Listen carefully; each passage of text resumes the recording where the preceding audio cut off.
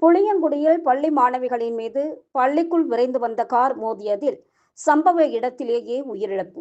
பெற்றோர்கள் கதறல், சாலை மறியல். தென்காசி மாவட்டம் புளியங்குடி அருகே சிந்தாமணியில் உள்ள கண்ணா இன்டர்நேஷனல் மெட்ரிக் மேல்நிலைப் பள்ளியில் படித்த நெல்கட்டும் சேவல் கிராமத்தைச் சேர்ந்த மாரிசாமி. இவரின் ஒரே மகள் சிவயாழினி பள்ளியில் படித்து வந்தார். அவருக்கு வயது 4.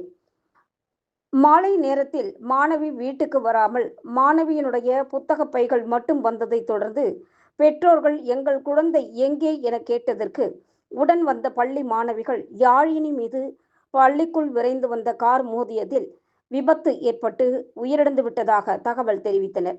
அதிர்ச்சியடைந்த பெற்றோர்கள் கிராமத்தில் உள்ளவர்கள் ஒட்டுமொத்தமாக திரண்டு வந்து மதுரை தென்காசி தேசிய நெடுஞ்சாலை சிந்தாமணி அருகே சாலை மறியலில் ஈடுபட்டனர்.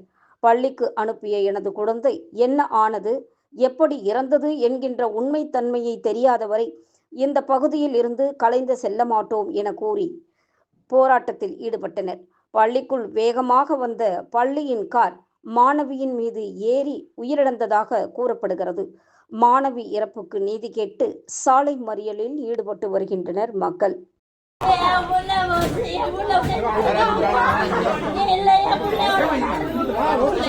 பொண்ணுட்டாங்க என்னமே புள்ள புள்ள வரதே புள்ள எங்க நடவடிக்கை